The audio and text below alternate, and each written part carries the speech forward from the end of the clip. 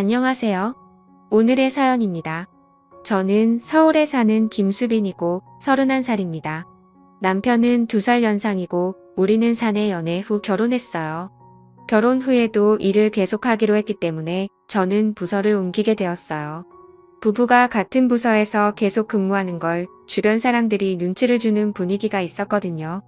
한동안은 업무에 익숙해지기 위해 야근을 하기도 했지만 익숙해지면서 그런 일도 없어지고 정시에 퇴근할 수 있게 되었어요.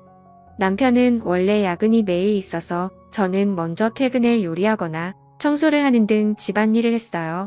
원래 전 요리를 잘했는데 그건 다 엄마 덕분이에요. 엄마는 요리를 잘해서 동네에서 유명했어요. 동네 친구들을 초대해 식사 자리를 자주 가지셨거든요.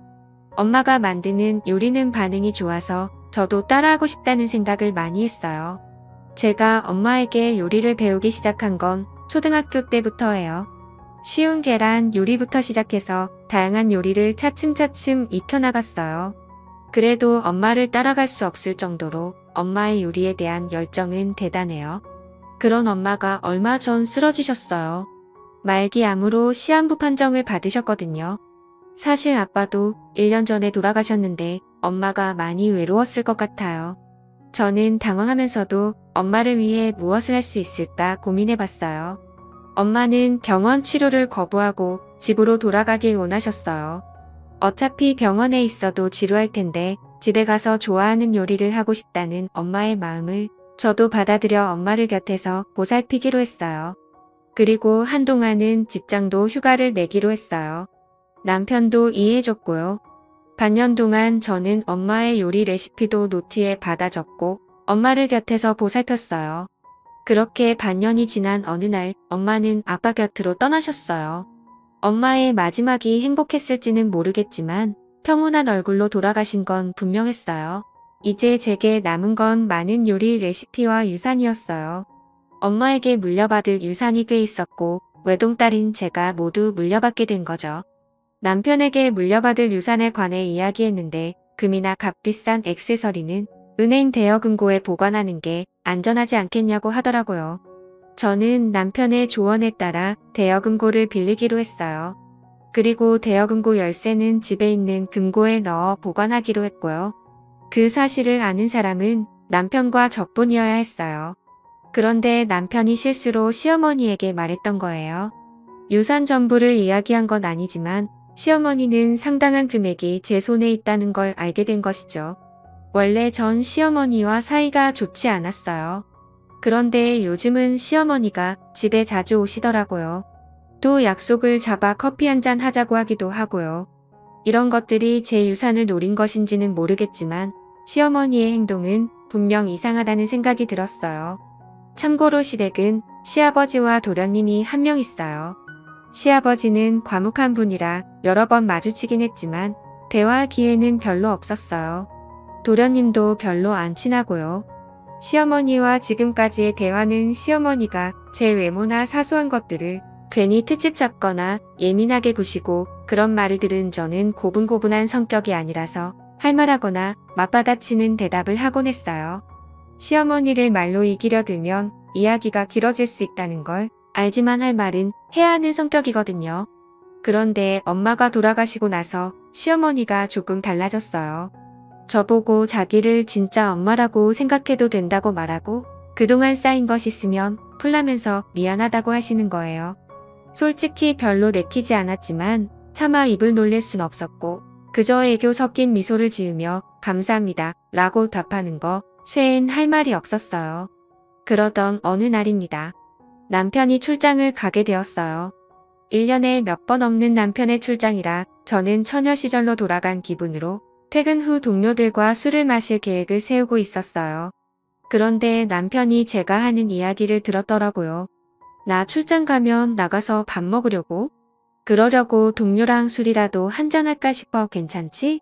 남편은 제게 괜찮다고 했고 집에만 잘 들어오라고 하더라고요. 남편과 이런 대화를 나누고 있었는데 우리 대화를 몰래 엿듣고 있던 사람이 있었어요. 사실 집에는 도청 장치가 설치되어 있었다는 걸 나중에 알게 되었거든요.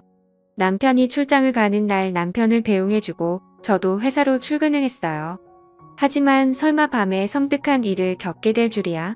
그날 제 업무는 깔끔하게 마무리 지었고 정시에 퇴근하고 오랜만에 여자들끼리 술자리를 가졌어요. 동료들과 술 한잔 하자고 했을 때 여자들끼리 모이자고 제안한 건 상사였어요. 그 상사는 언니 같은 느낌의 믿음직스럽고 멋진 분이죠. 그래서 여자들끼리 모임을 하게 되었고 분위기 좋은 곳으로 예약도 했어요. 우리는 즐거운 시간을 보냈고 3시간 정도가 흘러 내일 업무에 지장을 줄 것 같아 해산하기로 했어요. 기분 좋게 집에 가서 행복한 기분으로 잠을 자고 싶었지만 그럴 수 없었어요. 취기가 오른 채로 집에 도착하니 현관문이 열려 있었거든요. 어라? 왜 열려 있지? 저는 불안한 마음에 현관에 놓여 있는 남편의 골프채를 하나 꺼내 손에 쥐었어요. 그리고 방들을 둘러보았어요. 거실, 부엌, 작은 방, 안방 그리고 마지막으로 제 서재로 향했어요. 서재에는 제 금고가 있었어요.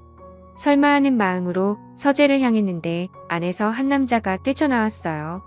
제가 비명을 지르자 그 남자는 금고를 든 채로 순식간에 현관문으로 도망가더라고요. 놀래서 손에 들고 있던 골프채를 휘둘러 봤지만 허공에다가 휘두를 뿐 맞진 않았어요. 그렇지만 다행히 저는 범인의 얼굴을 본 것 같았어요. 모자와 마스크로 얼굴을 가렸지만 눈이 인상 깊었거든요. 아니, 누군가를 닮았다고 해야 할까요? 범인이 도망쳐서 혼자 고민하다가 일단 누군가의 도움을 받아야겠다는 생각에 시어머니를 부르기로 했어요.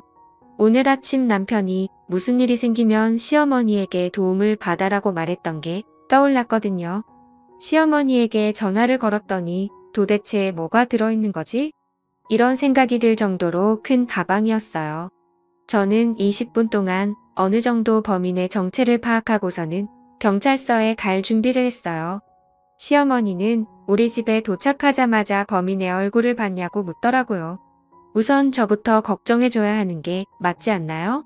그런 생각이 들었지만 일단 질문에 대한 대답으로 보였다고 했어요. 그리고 지금 당장 경찰서에 가려고 한다고 말했고 시어머니에게 함께 가자고 했어요. 근데 갑자기 시어머니는 들고 있던 커다란 가방에서 사시미를 꺼내 들었어요. 봤다면 어쩔 수 없지. 너가 입을 열지 않겠다고 할 때까지 이 집에서 못 나가. 시어머니는 소리를 지르며 제게 말했어요. 이럴 때 왜 아까 그 골프채가 손에 없는 거야? 놀란 마음으로 공포에 휩싸였을 때 시어머니가 조금씩 가까이 다가왔어요. 저는 급히 그 자리에 있던 쿠션을 시어머니에게 던졌어요. 그러자 긴장하고 있던 시어머니가 손에서 땀이 났는지 실수하고 말았어요. 땀 때문에 쥐고 있던 사시미를 떨어뜨린 거죠. 그리고 시어머니의 오른쪽 발등에 꽂혀버렸어요. 시어머니는 발을 부여잡고 비명을 지르는데 비명을 지르는 시어머니 때문에 어쩔 수 없이 119를 불렀어요. 사실 도둑놈을 검거하기 위해 경찰에 먼저 연락하고 싶었지만 시어머니의 부상이 먼저였어요. 병원으로 실려간 시어머니는 자기가 다친 게 제 탓이라고 하더라고요. 인연이 그랬어요.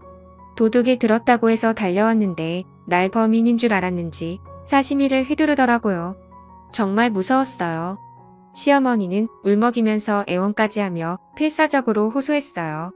저는 너무 억울해 절대 그런 일 없었다고 말했고 본인이 휘두르다가 떨어뜨려 다친 거라고 해명했어요. 경찰은 제 말에 귀를 기울여 주긴 했지만 그래도 제 말보단 시어머니의 말이 더 신뢰가 갔는지 저를 의심하더라고요.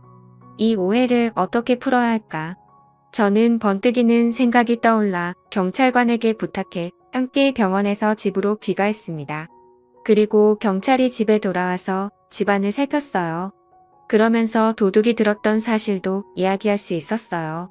저는 범인이 누구였는지 경찰에게 말했어요. 그건 바로 도련님이었어요. 눈매가 워낙 특이해 확신할 수 있었거든요. 경찰은 제 증언과 집에서 확인한 물건들을 토대로 수사를 진행했고 곧바로 도련님이 잡혔어요. 알고 보니 집에서 금고를 해체하는 작업을 하고 있었던 거죠. 이유는 금고 안에 내용물을 손에 넣으려고 했던 거였고요. 도련님은 금고에 열쇠는 없고 노트만 들어있었다며 열받아서 노트를 다 찢어버렸다고 했어요. 그 내용물이야말로 제가 가장 소중히 간직하고 싶은 물건이었는데 말이죠. 다음날 남편은 출장에서 급히 돌아왔어요. 그리고 남편에게 모든 상황을 이야기했어요. 먼저 집에서 경찰관에게 확인받은 물건은 소형방범 카메라였어요. 금고를 놓을 때 남편이 혹시나 하는 마음에 방범 카메라 설치도 권유해서 설치했는데 시어머니의 행동이 모두 찍혀 있었기 때문에 제 누명도 풀 수 있었고 도련님은 절도죄로 시어머니는 상해죄로 체포되게 되었어요. 다음으로 도련님이 훔쳐간 금고에 관한 이야기예요. 사실 우리 집에는 금고가 2개가 있었는데 하나는 도련님이 가져간 거고 다른 하나는 대여금고 열쇠가 들어있는 금고예요. 대여금고 열쇠가 들어있는 금고는 서랍형 금고인데 서재 책상 서랍 안에 자리 잡고 있어요. 도련님이 가져간 금고에는 제게 소중한 물건들이 들어있는데 그건 엄마가 남겨주신 엄마의 요리 레시피 모음집이에요. 그런데도 그냥 노트인 줄 알고 도련님이 찢어버린 거죠. 왜 도련님이 우리 집에 도둑질을 왔는지에 대해 이야기를 들어보니 도련님은 원래 직업도 없이 방황하던 중에 최근 경마에 빠져서 빚이 생겼다네요. 그래서 빚 독촉 때문에 시어머니에게 사정을 얘기했는데 제가 유산을 꽤 많이 물려받았다는 말을 듣고 우리 집 금고를 노렸다는 것이었죠.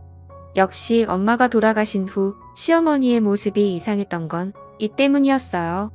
그렇게 생각하니 정말 안타깝고 완전 콩가루 집안이에요. 도련님을 도둑으로 만든 건 분명 시어머니니까요. 이 이야기를 들은 남편은 크게 분노했어요. 그리고 이 사실을 알게 된 시아버지도 역시 분노했고 시아버지는 곧바로 시어머니와 이혼 절차에 들어갔다고 해요. 그리고 시간이 흘러 쉽지 않았지만 시어머니와 시아버지는 어떻게든 이혼이 됐다고 하네요. 시아버지는 그래도 재산 분할은 해줬다고 해요. 그렇지만 저는 시어머니에게 합의금을 받았어요. 아마 재산 분할로 받은 돈이 저한테 합의금으로 왔을 거예요. 시어머니는 초범에다가 합의가 돼서 운이 좋아 집행유예로 끝났어요. 다소 억울한 판결이었지만 어쩔 수 없었어요. 도련님은 실형을 선고받아 감옥에 가게 되었어요. 아마 감옥에서 나오면 어마어마하게 불어난 빚이 기다리고 있을 텐데 나름 꽃이네요. 그리고 저와 남편은 시어머니와 도련님과는 인연을 끊었어요. 남편이 다시는 만나고 싶지 않다고 했거든요. 그리고 유산은 지켰지만 소중한 엄마의 레시피 책은 찾을 수 없었어요. 다행히도 메인 요리들은 제 머릿속에 있어서 남편과 함께 주말이면 맛있는 요리를 먹으며 평화롭게 지내고 있습니다. 다른 집들처럼 아주 평범하게 그냥 조용히 잘 지내고 싶네요. 시청해주셔서 감사합니다. 그럼 다음 영상에서 다시 뵙겠습니다.